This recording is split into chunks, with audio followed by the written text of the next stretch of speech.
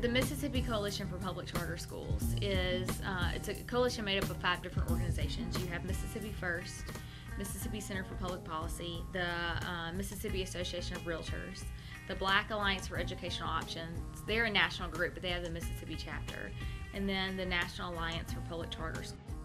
A charter school is a public school. I'll say it again. A charter school is a public school. Some people think it's not. Some people have the misconception that a private school can dissolve and then convert to a charter, and that's not possible. Basically, what a public charter school in Mississippi is going to look like, you're going to have students in that school that are representative of their community.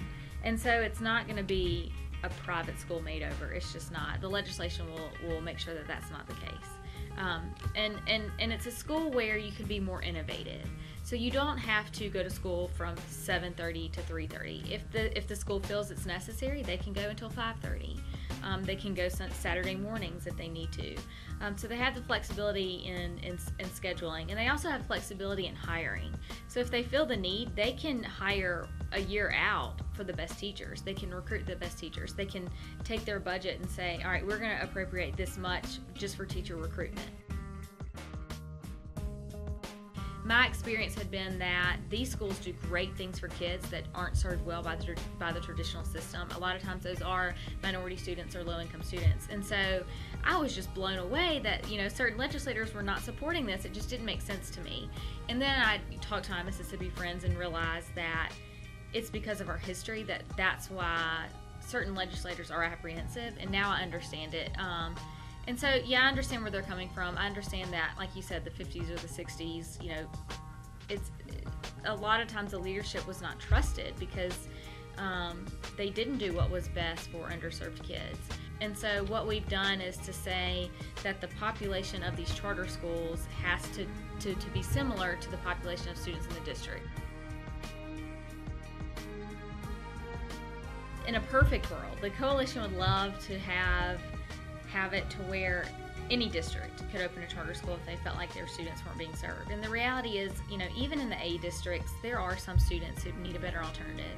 I mean, this might be 1% of students, but still, there are some students.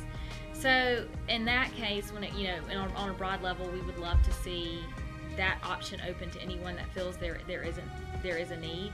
But we understand that nationally, the students who have been served best by charter schools are underserved, low-income students who have no better option than a school that is literally failing them. I mean, not just moving them up on a level that's not consistent with the better performing schools. I mean, when we say failing them, we mean putting them on a trajectory to where they're graduating from high school, not reading, but on maybe a 4th or 8th grade level.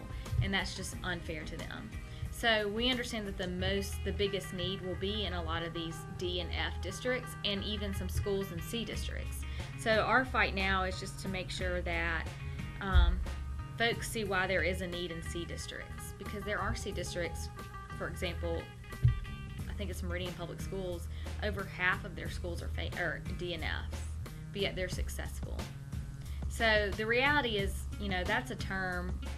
Mississippi has decided to give C districts successful, but on a national level, they're not successful. So the kids in that district definitely need better options.